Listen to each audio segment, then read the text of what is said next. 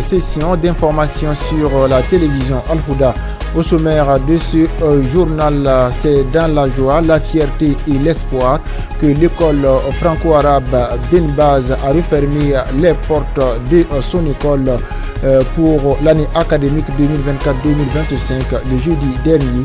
Reportage à suivre dans ce journal. Lutte contre le terrorisme au Burkina Faso. Le général Célestin Sempori encourage les troupes à poursuivre la lutte. Une quarantaine de journalistes et communicateurs formés sur la protection sociale, une activité tenue par le secrétariat permanent du Conseil national pour la protection sociale. Mesdames et messieurs, voici donc pour les principaux titres de ce journal.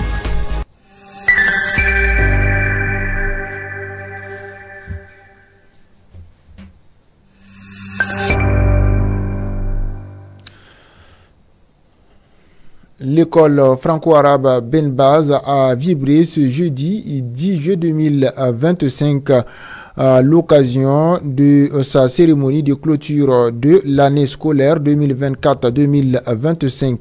Une journée marquée par la joie, la fierté et l'espoir qui a rassemblé élèves, parents, enseignants et invités autour d'un même objectif, célébrer le savoir et les efforts consentis tout au long de l'année. L'école franco-arabe Ben Baz 6 a réalisé un taux de pourcentage de 100% au CEP français comme en arabe. La vocation de Ben Baz est de former une génération équilibrée, ancrée dans les valeurs de l'islam tout en étant compétent dans les disciplines de manière générale. Cette année encore, malgré les défis, les enseignants ont donné le meilleur d'eux-mêmes et les élèves ont montré une grande soif d'apprentissage, d'où cette belle réussite scolaire. À travers cette journée de clôture, l'école franco-arabe Ben Baz confirme sa volonté de former une jeunesse éclairée, disciplinée et tournée vers l'avenir. À l'occasion de la 3e édition de la cérémonie de montée des couleurs collectives et tournantes des forces de défense et de sécurité, et ainsi que des ministres chargés de la défense, de sécurité, des volontaires pour la défense de la patrie. Le ministre chargé de la défense, le général de brigade Célestin Sempori, s'est entretenu avec des représentants des corps militaires et paramilitaires. C'était dans la matinée du 10 juillet 2025 à l'école nationale de la garde de sécurité pénitentiaire, région du Burkina Faso. Le général Sempori a profité de l'occasion pour évaluer les besoins logistiques et opérationnels des forces sur le terrain, tout en promettant des renforts et des équipements adaptés. Reportage. Effectivement, nous avons procédé à la montée des couleurs ce matin à l'école nationale de garde de sécurité pénitentiaire dans le cadre de nos cérémonies ministérielles de montée des couleurs au niveau de la garnison. Alors, c'est une occasion de rencontre entre frères d'armes, occasion de partager certaines informations qui nous intéressent tous et également l'occasion de rappeler que nous sommes toujours en guerre, l'ennemi rôde, même s'il est affaibli et que nous devons donc continuer à être vigilants, à redoubler d'efforts et à faire en sorte que les opérations puissent se poursuivre et augmenter d'intensité. C'est l'occasion pour moi de remercier tous les ministres ici présents qui, à chaque fois que nous avons cette occasion, participent à l'activité.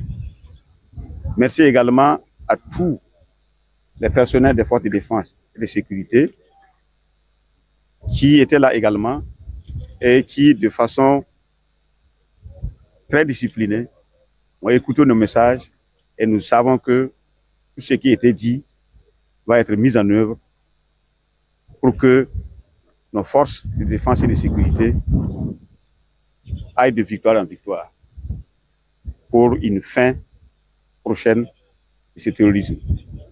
Pas seulement au Burkina, mais également dans l'ensemble de l'espace AES, parce que nous nous battons ensemble et c'est ensemble effectivement que nous allons réussir ce combat. Au Burkina Faso, une quarantaine de communicateurs et journalistes ont pris part à une formation sur la stratégie nationale de protection sociale. L'atelier, organisé par le secrétariat permanent du Conseil national pour la protection sociale, visait à renforcer leurs capacités pour une meilleure diffusion des informations liées aux droits sociaux et aux services existants. Durant plusieurs jours, les participants ont échangé sur les enjeux de la protection sociale, les dispositifs existants et le rôle des médias dans la sensibilisation des populations, notamment les plus vulnérables. De ce nouveau référentiel en matière de protection sociale. Cette politique nationale de protection sociale vise à une protection intégrale de l'ensemble de la population en matière de protection sociale, notamment les vulnérabilités sociales, la détresse et l'assurance sociale. Nous voulons engager une série d'ateliers d'appropriation de la stratégie par les acteurs du domaine de la protection sociale. Il était bon pour nous d'avoir l'accompagnement des journalistes et des communicants en tant que hommes de relais de l'information. Durant 48 heures de travaux, les participants ont eu droit à des communications essentiellement axées sur le cadre institutionnel, les fondements, le cadre juridique et le champ d'intervention de la protection sociale. La stratégie nationale de protection sociale et son plan opérationnel a également retenu l'attention des hommes et femmes des médias. Il faut rappeler que cette stratégie nationale nécessite plus de 450 milliards de francs CFA. Il y a un gap à couvrir de près de 100 milliards. Et déjà, en ayant l'information via nos canaux de communication, les articles, que ce soit les radios, les presse écrites, télé, en partageant l'information, ça peut attirer d'autres partenaires pour l'opérationnalisation de cette stratégie. La nouvelle stratégie nationale de protection sociale a été adoptée en 2024 pour une durée de 5 ans. Elle remplace ainsi la politique nationale de protection sociale arrivée à terme en 2022. Le paysage citoyen burkinabé s'enrichit avec de nouveaux acteurs avec l'installation officielle ce jeudi à Ouagadougou du réseau des organisations pour une citoyenneté participative ROCP. Cette plateforme regroupe une trentaine d'associations et d'ONG engagées dans la promotion de la démocratie, de la gouvernance locale et de la participation citoyenne. La cérémonie d'installation s'est tenue en présence du ministre de l'administration territoriale, des partenaires en présence de représentants du ministère de l'administration territoriale, des partenaires techniques et financiers, ainsi que de nombreux acteurs de la société civile. Le ROCP entend jouer un rôle de veille, de plaidoyer et d'intermédiation entre les citoyens et les institutions publiques. Voici le bureau qui va diriger pendant les 5 prochaines années le réseau des organisations pour une citoyenneté participative, section Burkina Faso. Une association basée au Mali. Ce bureau du Burkina est composé de 35 femmes, dont 5 chargées de la commission de contrôle issues de diverses associations des différentes régions du Burkina. Il a pour présidente Mounissa Diallo Touré. C'est ensemble que nous allons faire de telle sorte à rehausser l'image de la femme, à faire de sorte que la femme soit autonome financièrement et ait le bien-être.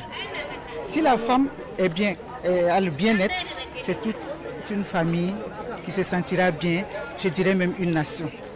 Ce nouveau bureau est installé par la présidente internationale du réseau des organisations pour une citoyenneté participative venue de Bamako. Les objectifs, la vision, nous les partageons avec nos femmes, nos sœurs du Burkina Faso.